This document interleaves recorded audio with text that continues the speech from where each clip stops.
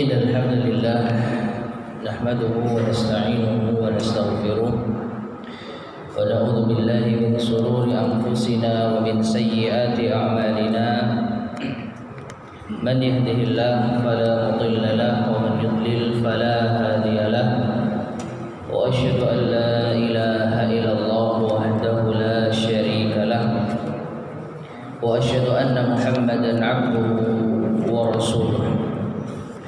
Allahumma salli wa sallim wa barik ala nabiyyina Muhammadin wa ala alihi wa ashabihi wa man tabi'ahum bi ihsanin ila yaumiddin, amma ba'd. Ma'asyiral muslimin, para jemaah sekalian rahimani wa rahimakumullah, alhamdulillah segala puji bagi Allah Subhanahu wa taala. Pada kesempatan di malam hari ini kita bisa bertemu kembali untuk melanjutkan kajian kita setelah libur yang cukup panjang, membahas tentang mengenal lebih dekat pribadi Nabi Muhammad sallallahu alaihi wasallam yang kita ambil dari kitab Qutufun Minasyama'il Muhammadiyah, yaitu petikan-petikan dari kesempurnaan pribadi Nabi Muhammad sallallahu alaihi wasallam yang disusun oleh Syekh Muhammad bin Jamil Zainu rahimahullahu taala. Setelah sebelumnya kita telah membahas sifat bicaranya Rasulullah sallallahu alaihi wasallam, sekarang kita masuk pada pembahasan sifat Haudur Rasul sallallahu alaihi wasallam, sifat telaganya Rasulullah sallallahu alaihi wasallam. Di antara keutamaan yang Allah Subhanahu wa taala berikan khusus kepada Nabi Muhammad sallallahu alaihi wasallam adalah beliau diberi telaga. Diberi telaga yang dengannya seluruh umatnya bisa meminumnya. Oleh karena itu, ma'asyiral muslimin rahimani wa rahimakumullah, Nabi sallallahu alaihi wasallam mendapatkan kemuliaan yang luar biasa dengan adanya telaga ini yang Allah Subhanahu wa taala berikan nanti di akhirat. Nah, di antara hadis-hadis yang menyebutkan tentang telaganya Rasulullah sallallahu alaihi wasallam, hadis yang diriwayatkan oleh Imam Al-Bukhari, qala Rasulullah sallallahu alaihi wasallam, Rasulullah sallallahu alaihi wasallam bersabda, haudhi masiratu syahrin, telagaku jaraknya sejauh perjalanan 1 bulan, ma'uhu abyadu minal laban, airnya lebih putih dibandingkan dengan susu, warihuhu atyabu minal misk, wanginya lebih wangi daripada misik, kasturi, wa kizanuhu kanujumis sama, sedangkan bejana-bejananya, teko-tekonya itu seperti bintang yang ada di langit. Man syariba minhu fala yadma'u abada, maka barang siapa yang meminum dari air telaga tersebut, dia tidak akan haus selama-lamanya. Setelah itu dia tidak akan pernah haus lagi. Nah, penulis membawakan satu hadis ini saja tentang telaga Rasulullah sallallahu alaihi wasallam. Namun insyaallah kita akan tambahkan sedikit keterangan tentang telaganya Rasul sallallahu alaihi wasallam ini. Telaga Rasulullah disebutkan dari banyak hadis-hadis yang telah sampai kepada kita. Adapun ayat Al-Qur'an, maka ada satu ayat atau satu surat yang mengisyaratkan tentang hal ini, yaitu surat Al-Kautsar. Allah Subhanahu wa taala berfirman, "Inna a'tainakal kautsar." Sesungguhnya kami akan memberikan kepadamu atau telah memberikan kepada Muhammad Al-Kautsar. Meskipun para ulama kita berbeda pendapat tentang makna Al-Kautsar, namun salah satu pentafsiran yang ada, bahkan pentafsiran ini sampai riwayatnya kepada Rasulullah Shallallahu Alaihi Wasallam bahwa Al-Kautsar adalah haudun a'tahullahu iyyah. Bahwasanya Al-Kautsar itu adalah telaga yang diberikan Allah kepada Rasul Shallallahu Alaihi Wasallam. Ya, dan ada lagi yang mentafsirkan Al-Kautsar itu nahrun fil jannah, sebuah sungai yang ada di mana? Di surga. Dan ada lagi yang mentafsirkan Al-Kautsar itu al-khairul katsir, kebaikan yang banyak yang melimpah. Dan pentafsiran-pentafsiran para ulama ini insyaallah tidak bertentangan. Kenapa? Kalaupun kita tafsirkan Al-Kautsar itu adalah telaganya Rasulullah, maka ini tidak bertentangan dengan pentafsiran Al-Kautsar itu adalah sungai yang ada di surga. Mengapa bisa demikian? Karena aliran sungai yang ada di surga itu mengalir sampai ke telaganya Rasul Shallallahu Alaihi Wasallam.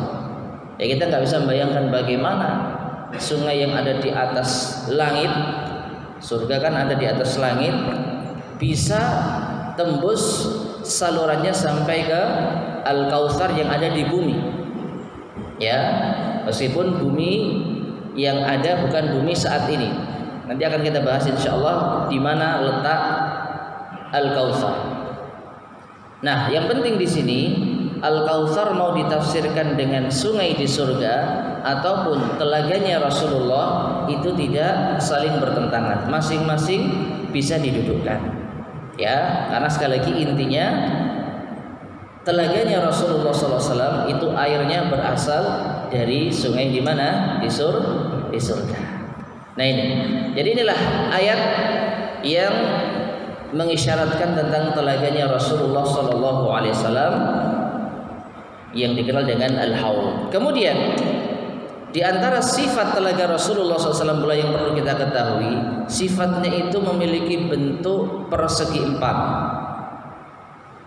ya, atau bujur sangkar yang memiliki empat sisi yang sama. Dari mana ini bisa kita simpulkan? Dari hadis Rasulullah SAW, beliau bersabda, "Tuluhu syahrun wa irduhu syahrun, zawayahu sawaun." Panjangnya sejauh perjalanan sebulan, lebarnya sejauh perjalanan sebulan. Masing-masing sisinya memiliki kesamaan, sudut-sudutnya memiliki kesamaan. Nah, kalau sudah ada panjang dan lebar, maka ini berbentuk persegi. Dan panjang lebarnya juga sama-sama perjalanan 1 bulan, maka ini mengisyaratkan berbentuk bujur sangkar. Ya, nah seperti itu. Kemudian masyaallah muslimin rahimani wa rahimakumullah, panjang sebulan atau panjangnya sejauh perjalanan sebulan, lebarnya pun juga sama sejauh perjalanan sebulan.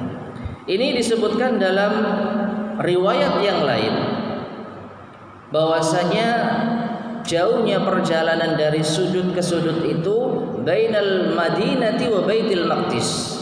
Ada riwayat yang mengatakan sejauh perjalanan dari kota Madinah ke Baitul Maqdis. Di mana? Palestina. Dalam riwayat yang lain bainal Madinati wa Amman, antara kota Madinah dan kota Amman yang ada di Yordania. Sebagian riwayat bainal Madinati ila Son'a, dari Madinah ke kota Son'a yang ada di Yaman, dan seterusnya. Kita tidak tahu seberapa pasnya jarak di antara kota-kota yang disebutkan dalam berbagai riwayat itu, tapi kesimpulannya apa? Jauh. Ya, dari Madinah ke Palestina jauh. Bahkan tadi disebutkan selama perjalanan sebulan. Dan kalau kita mendapatkan hadis-hadis tentang makna selama perjalanan sebulan, maka dipahami sesuai dengan keadaan saat itu. Saat itu belum ada pesawat, belum ada sepeda motor, belum ada mobil. Jadi sejauh perjalanan sebulan itu dengan mengendarai apa Pak? Unta atau keledai. Dengan ya perjalanan yang sewajarnya, tidak terlalu ngebut dan juga tidak terlalu lambat. Nah seperti itu. Ya, jadi adanya perbedaan riwayat seperti perjalanan kota A ke kota B, kota B ke kota C, ini menunjukkan begitu jauhnya. Dan sekarang, apakah pernah kita mendengar ya informasi di dunia yang saat ini kita tempati, telaga yang memiliki jarak tempuh antara satu sudut ke sudut yang lain sejauh itu? Pernah tahu nggak Pak? Kalau laut mungkin ada ya, bahkan laut tidak bertepi. Tapi kalau telaga itu apa? Perairan yang ada di tengah daratan kan gitu.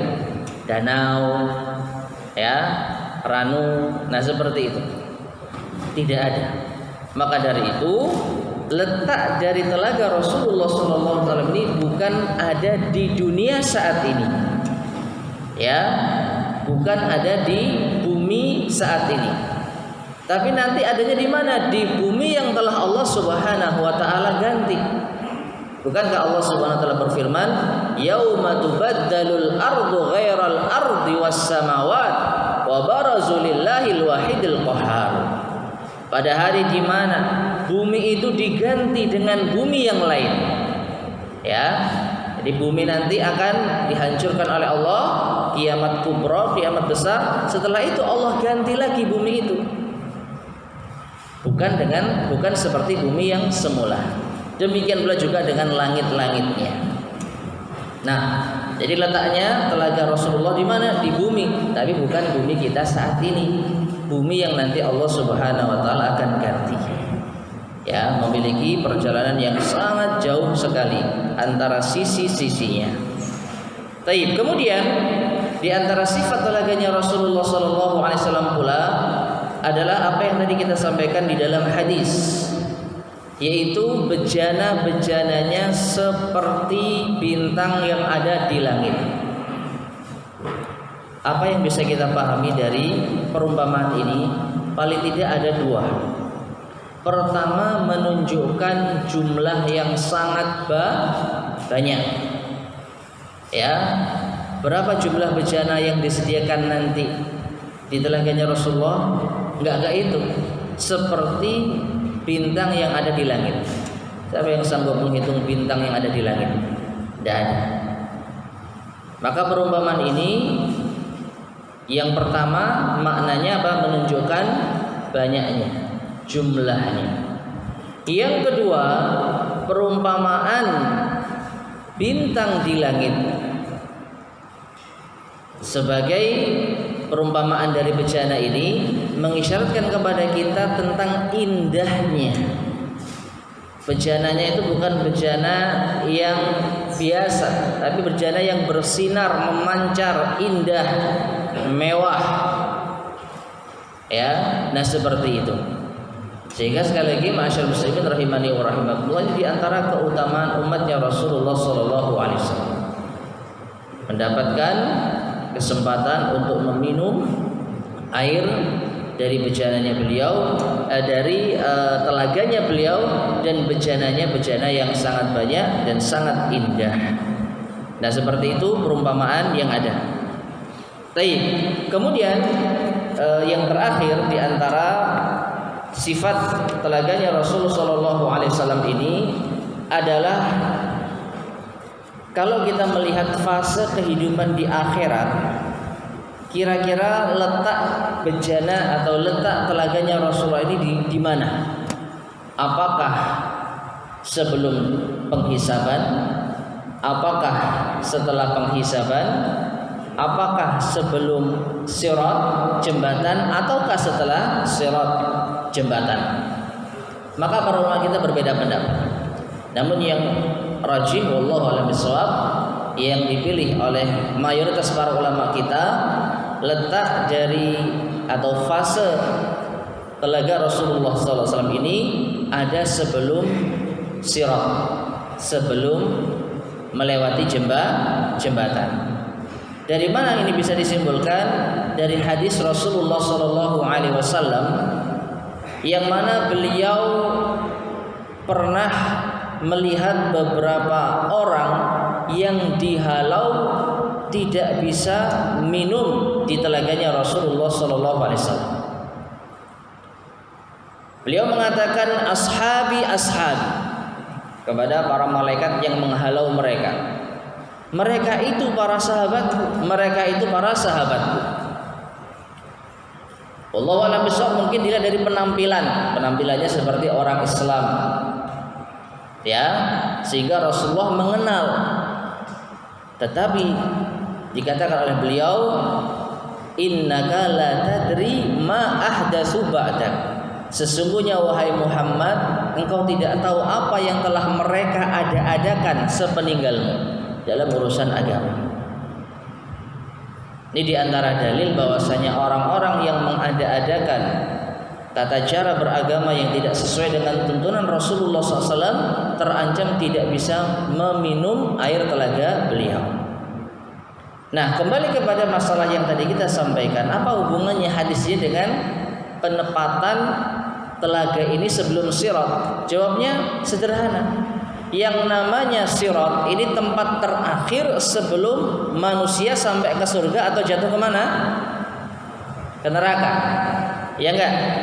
Sirat ini tempat terakhir sebelum manusia itu bisa melewati jembatan itu hingga sampai ke surga atau jatuh di neraka. Nah, seandainya telaganya Rasulullah SAW ini ada setelah Sirat, ya maka ini tidak masuk logika. Kenapa? Karena setelah Sirat kalau sudah bisa lewat, tempatnya di mana?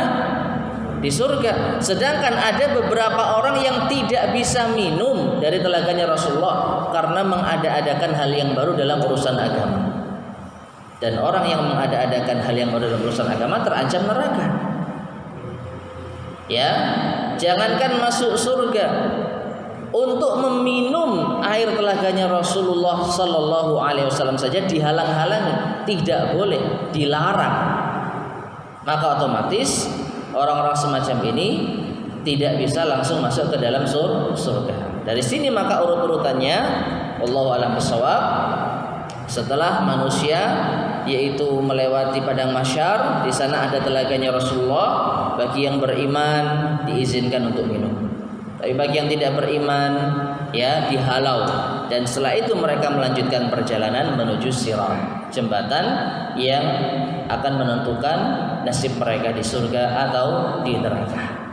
Nah, ini ma'asyiral muslimin rahimani wa rahimakumullah, di antara pembahasan yang cukup singkat tentang telaganya Rasulullah sallallahu alaihi wasallam. Semoga kita semua bisa mendapatkan kesempatan minum air di telaganya Rasulullah sallallahu alaihi wasallam. Baik, selanjutnya pembahasan berikutnya adalah min zuhdir Rasul sallallahu alaihi wasallam. Di antara sifat zuhudnya Rasulullah sallallahu alaihi wasallam. Sering kita dengar kata zuhud. Apa arti zuhud? Zuhud terhadap dunia. Apa artinya? Tidak ke dunia. Ada sisi benarnya. Dalam masalah ini kita ada dua istilah yang ada sedikit perbedaan di dalamnya, yaitu wara' dan zuhud. Ada istilah wara', ada istilah zuhud. Secara sepintas ya, dan dua-duanya ini memiliki kesamaan. Apa itu? Tidak terlalu kedunian tadi, tidak terlalu gila dunia. Itu sisi kesamaannya. Tapi secara rinci ada perbedaan. Kalau wara itu seseorang meninggalkan sesuatu yang bisa membahayakan akhiratnya. Ya, seseorang meninggalkan sesuatu dalam urusan dunia yang bisa membahayakan akhiratnya. Dan ini orang-orang top. Jadi meninggalkan yang haram, bahkan yang samar pun ditinggalkan. Kenapa? Karena khawatir akhiratnya akan terancam. Jadi meninggalkan segala perkara-perkara yang haram dalam urusan dunia. Ini namanya wara'. Adapun zuhud lebih tinggi lagi. Apa itu? Meninggalkan sesuatu yang tidak bermanfaat bagi akhiratnya. Ini zuhud. Meninggalkan sesuatu yang tidak bermanfaat bagi akhiratnya. Kok bisa zuhud lebih tinggi daripada wara'? Karena wara' ini yang penting tidak membahayakan akhirat. Perkara-perkara mubah, masalah-masalah dunia yang penting tidak ada unsur haramnya, tidak melalaikan dari kewajibannya, ia kerjakan. Ya. Contohnya orang punya hobi apa gitu ya, mengoleksi sesuatu, diambil dengan cara yang halal, tidak membuatnya terlena, tidak menjadikan dia sombong, ya, dan tidak menjadikan dia meninggalkan kewajiban-kewajibannya. Tapi dia punya hobi. Apa itu? Dia mengumpulkan sesuatu, mengoleksi sesuatu yang mubah. Ingat ya, yang mubah, halal. Entah mengoleksi batu atau mengoleksi apalah itu. Yang penting tidak ada sedikit pun unsur keharamannya. Sama sekali tidak ada unsur keharamannya. Apa hukumnya? Mubah, boleh. Tapi apakah ini bermanfaat untuk akhiratnya? Bermanfaat untuk akhirat enggak? Tidak. Apakah membahayakan akhirat? Tidak. Kan enggak terjatuh pada yang haram. Masih ingat sholat, ya, masih bayar zakat kalau sudah waktunya, ya, dan dia mendapatkan dengan cara yang halal, tidak sampai merugikan orang lain, tidak menelantarkan keluarganya, semua nggak ada masalah, halal 100%. Tapi mainan atau koleksi-koleksi semacam ini apakah bermanfaat untuk akhirat? Jawabannya tidak. Maka dia orang yang apa? Wara'. Tapi kalau zuhud lebih tinggi daripada itu. Apa? Dia tidak akan melakukan sesuatu kecuali benar-benar bermanfaat untuk akhiratnya. Jadi semacam yang tadi otomatis ditinggalkan. Oleh karena itu ma'asyiral muslimin rahimani wa rahimakumullah, zuhud itu tidak identik dengan hidup apa ya, bahasa kita kasarnya gembel. Tidak identik dengan hidup lusuh, tidak. Ya. Kenapa? Karena terkadang kita butuh sesuatu dalam urusan dunia yang bisa menopang akhirat kita. Dalam berpakaian misalnya, ya, Allah suka apabila ada bekas-bekas dari nikmat yang ditampakkan. Maka seseorang ketika ke masjid pakai pakaian yang baik, tidak bisa kita katakan orang ini enggak zuhud. Kenapa? Pakaiannya bagus. Enggak benar ini. Zuhud tidak identik dengan pakaian yang compang-camping. Ya. Dan juga apa Allah perintahkan? Khudhu zinatakum inda kulli masjid. Pakailah perhiasan kalian ketika kalian pergi ke masjid. Artinya kita diperintah untuk berhias diri. Ya. Nah, seperti itu. Sehingga ma'asyiral muslimin rahimani wa rahimakumullah, kembali kepada pembahasan kita, min zuhdir Rasul sallallahu alaihi wasallam, di antara bentuk zuhudnya Rasul sallallahu alaihi wasallam, maka beliau adalah manusia yang memiliki tingkatan tertinggi dalam urusan zuhud. Jadi bisa kita simpulkan beliau tidak melakukan sesuatu kecuali yang bermanfaat untuk akhiratnya. Perkara-perkara mubah yang tidak membawa manfaat di akhirat pasti beliau tinggalkan. Apalagi perkara yang diharamkan. Baik. Kemudian di sini penulis membawakan yaitu ayat Al-Qur'anul Karim di dalam surat Thaha ayat ke-88. Surat Thaha ayat ke-88. Allah Subhanahu wa taala berfirman, wa la tamuddanna 'ainaika ila ma matta'na bihi azwajan minhum zahratal hayatid dunya linaftinahum fi wa rizqu rabbika khairu wa abqa.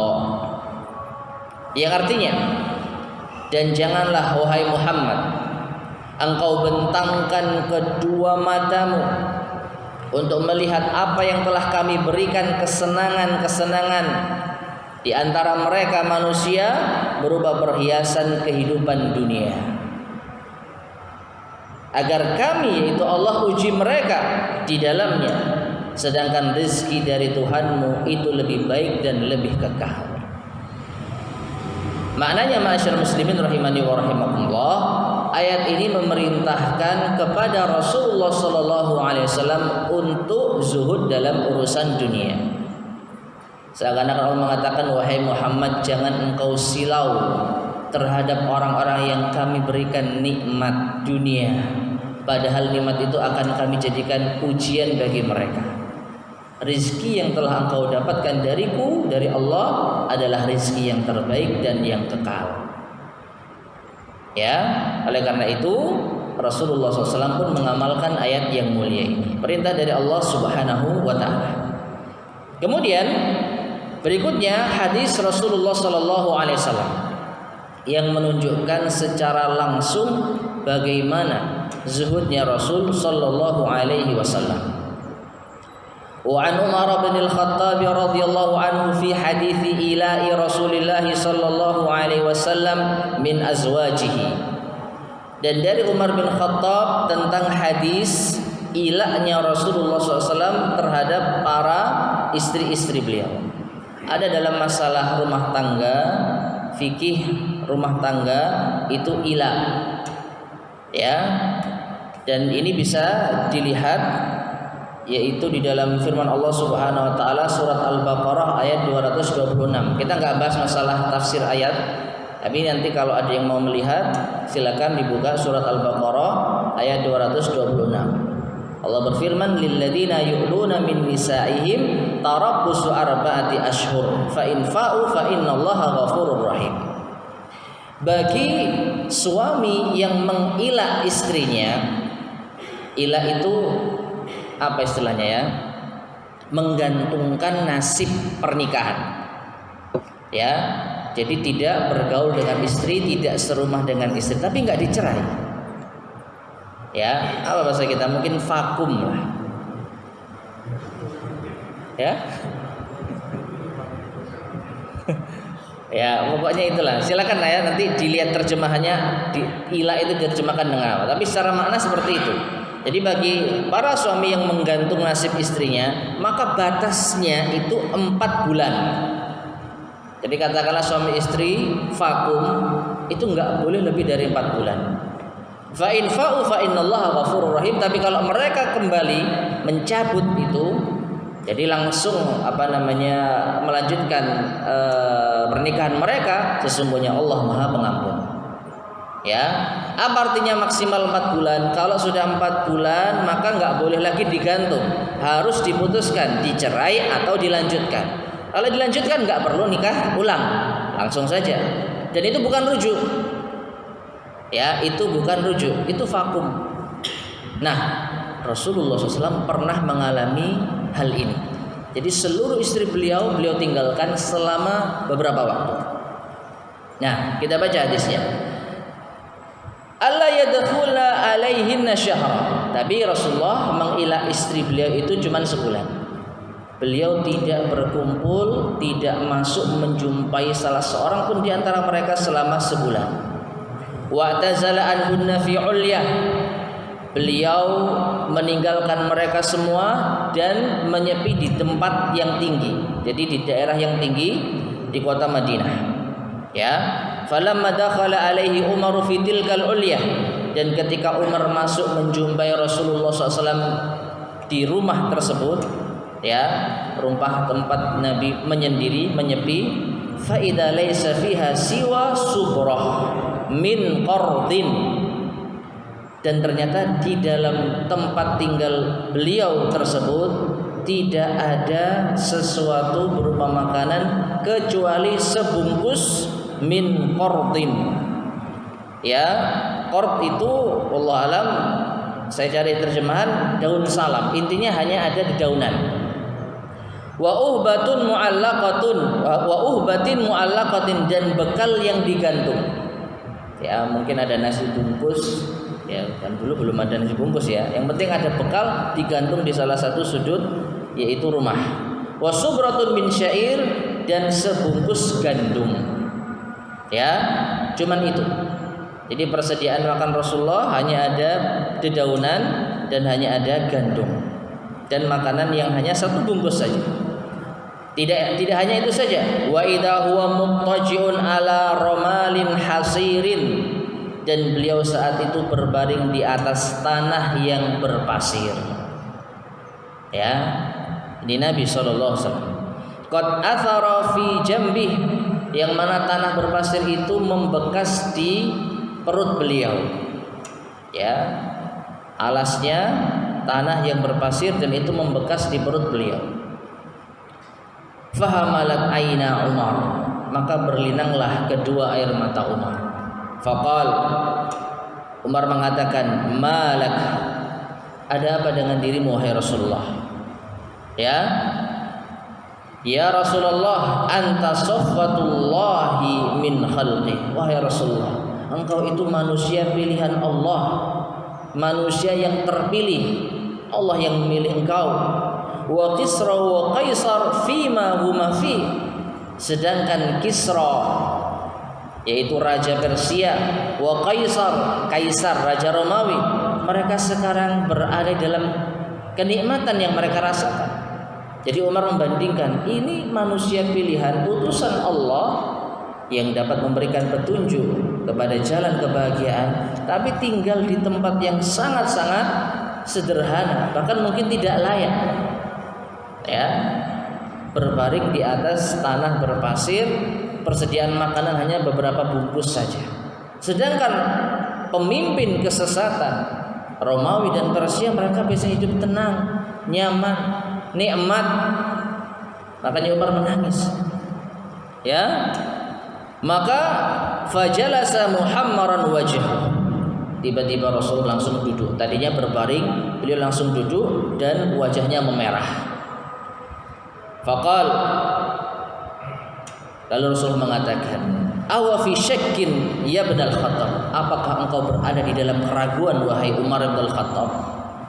Maknanya, kalau saya hidup seperti ini, apakah engkau ragu tentang kebenaran Islam? Apakah orang Islam itu harus bisa tinggal seperti Kaisar Romawi dan Persia yang mereka bergelimang harta? Apakah engkau ragu wahai Umar bin Khattab tentang diriku, tentang kerasulan? Ya, lalu beliau mengatakan, ulaika qaumun ujilat lahum thayyibatuhum fi hayatihimud dunya. Ketahuilah, mereka adalah suatu kaum yang telah disegerakan apa itu kehidupan dunia mereka yang enak-enak. Artinya apa? Romawi Persia yang mereka mendapatkan kenikmatan itu ya sekarang dapatnya, tapi nanti di akhirat nggak dapat apa-apa. Ya, jadi Rasulullah mendidik Umar jangan tertipu dengan apa? Dengan urusan dunia. Oleh karena itu, masyaallah muslimin rahimani wa rahimakumullah,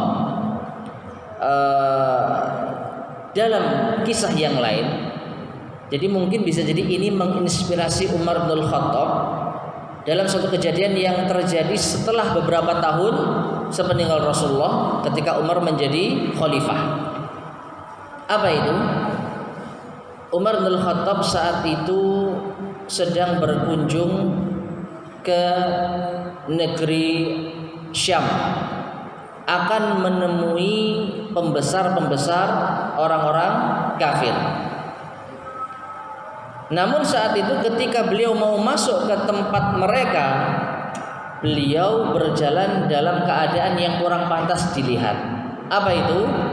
Beliau tidak menggunakan sepatu.